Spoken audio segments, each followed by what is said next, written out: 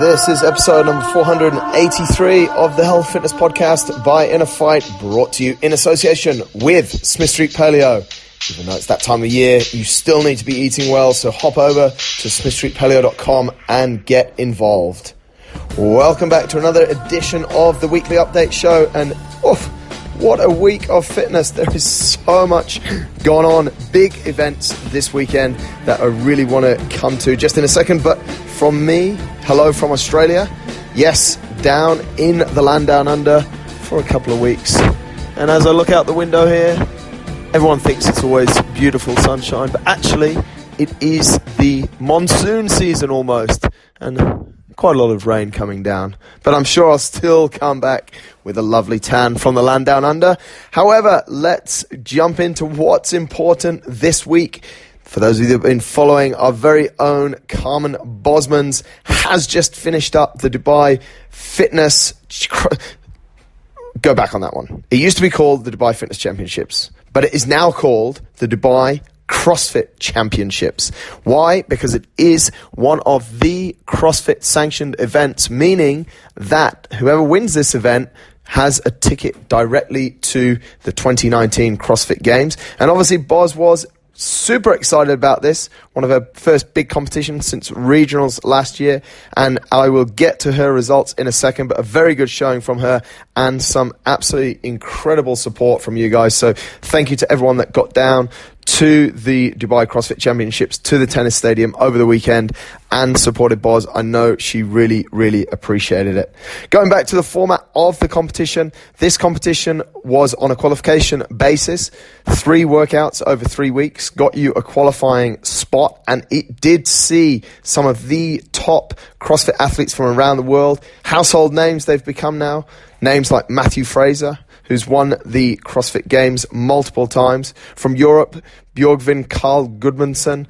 All of these kind of guys are coming over to get involved in this competition. Twofold, really. As I said there before, there is an opportunity for the winning female, the winning male, and the winning team to book their place at the 2019 CrossFit Games. However, as has always been the case when it was called the Dubai Fitness Championships and now it is called the Dubai CrossFit Championships, this is probably one of the most lucrative events for the athletes. By that, I mean there is opportunity to make the most money. I think I saw there in the final, it was something like $30,000 for whoever won the final event. So a lot of money being thrown around here. And for a lot of these guys, they don't really work full-time jobs.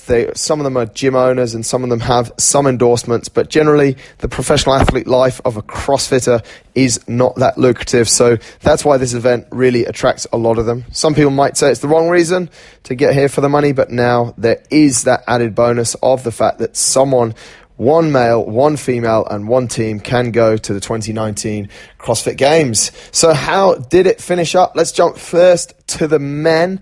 No surprise, really. Matthew Fraser was really the runaway winner there. He had over 100 points more than Björgvin Carl Gudmundsson in second place. And if you look through the leaderboard, he has finished pretty much at the top. I think his worst place finish, event 2, he was 9th. Event 3, he was 8th. Aside from that, if you work back from event 10, 9, 8, 7, and also 6, he was second. So 10, 9, 8, 7, he was in first place. Event 6, he was in second place. Event 5 and event 1, he won as well. So a lot of event wins there. And if you just do add that up, I'm not sure what the standard prize was, but there was event prize money as well, normally a few $1,000s. Matt Fraser could have walked away with close to $100,000. But we have heard on the social media grapevine that his behavior during his time in Dubai, whilst working out and training for the event, was probably less than desirable and probably lost him quite a few fans there. So any advice to Matt Fraser, keep it cool, buddy.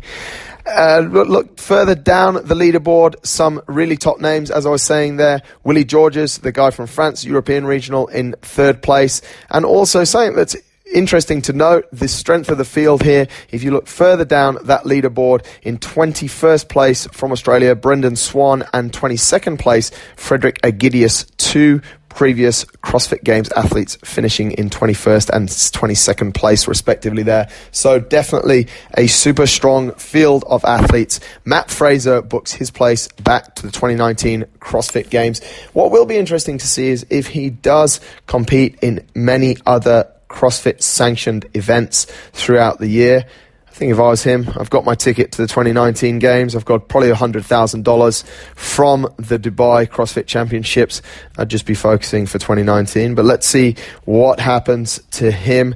And jumping to the ladies, this was an absolutely stacked field. Again, previous CrossFit Games champion Samantha Briggs was here. Jamie Green from down the road in Abu Dhabi. As we know, she's been to the CrossFit Games, an individual, an incredible athlete. Sarah Sigmundsdottir, which is definitely now a household name, and quite a few others in there as well. And as I said, our very own Carmen Bosmans. But this field was again littered with females that have been to the CrossFit Games.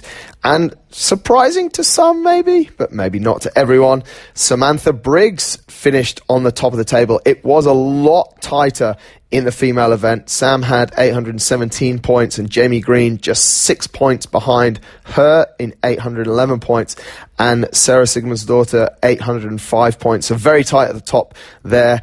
Fourth place was a little bit further back. But again, if you look, the consistency of Sam is absolutely incredible. Event 1, 2, and 3, she was second equal, so super strong there. That was the swimming and running events, which a lot of people might say suit her. She had a little bit of a blip on event 4, which is not one of her favourites, the 1 rep max snatch, where she finished 27th, so further down the field there, but she kept it going after that. A third place, second place, a little bit of a drop in event 7, but a couple of firsts in there, one in event 8 and one in event 10, which again earns her place to the 2019 CrossFit Games. Absolutely phenomenal work from Sam Briggs. She's now in the Masters category. I think she's about 37 now, and just really mixing it up with all of those younger and strong athletes. And what's even more incredible about Sam this year is that she's actually gone through some quite serious surgery. So to come back and to win the Dubai CrossFit Championships is absolutely awesome. And the fact that she's from England is even better. It's just a shame that she's from the wrong side of England, but we can get along with that. She has probably also put somewhere in the region of $100,000 in her back pocket, which I'm sure will keep her quite happy for the rest of the year. If we look further down the leaderboard, which we don't have to go too far, we come across our own Carmen Bosmans. Number 15, she finished up, which I think is a fantastic effort. Again, this field was absolutely stacked. Previous CrossFit Games athletes, previous CrossFit Games champions, and Boz has managed to finish up in 15th place. She actually did super well on event 2, where she took 11th place. A little bit of running, a little bit of swimming. A great effort on the snatch workout event 4, where she secured 6th place, and actually quite surprisingly she's done very well, or what some people might say is quite surprising, but I think it's because of all the hard work she's been doing in the workout. There's a 500 meter ski, 500 meter row, and a 1,000 meter bike erg. Boz finished in 9th position, which is absolutely incredible. Shows all the time that she spends training and becoming more cardio. Boz is really paying off. She had another good top 10 finish in event 9, which was 15 snatches at 60 kilos, 15 clean and jerk at 80 kilos. So excellent work there from Boz. And as I said at the start, thank you to everyone who got down and supported her. I know she really appreciates it. And damn, it looked like you guys had a super nice time down there. So if you did go down, thank you very much.